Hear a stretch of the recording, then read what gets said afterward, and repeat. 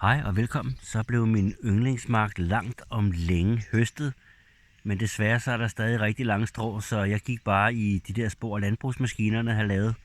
Og jeg havde egentlig ikke forventet at finde det helt store, men det første, der dukkede op, var den her del af en toskilling fra 1630'erne. Og så vidt jeg kunne læse mig til på nettet her, så blev de her toskilling lavet fra 1630 til 1633, mener jeg det var. Den er jo ikke særlig stor.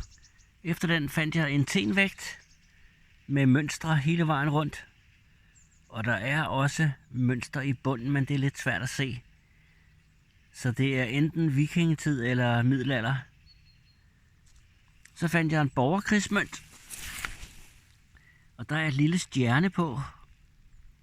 Det er, hvis man kan se det, det er lidt svært, fordi belysningen er lidt.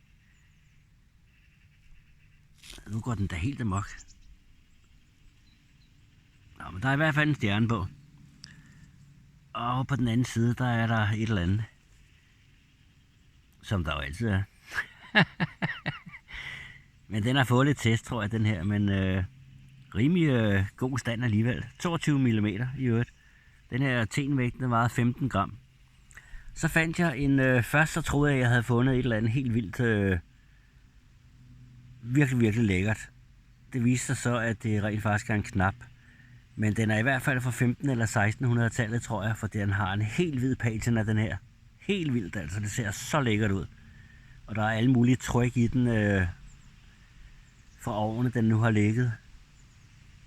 Og som rosinen i pølseælden, så fandt jeg en malle, eller del af en malle, tror jeg det hedder, for noget dragtudstyr sikkert. Den er faktisk ret fledet.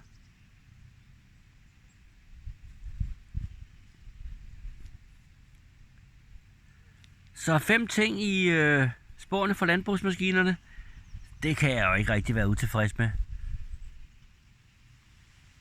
Så knæk og bræk derude, held og lykke til alle, og have en rigtig god dag.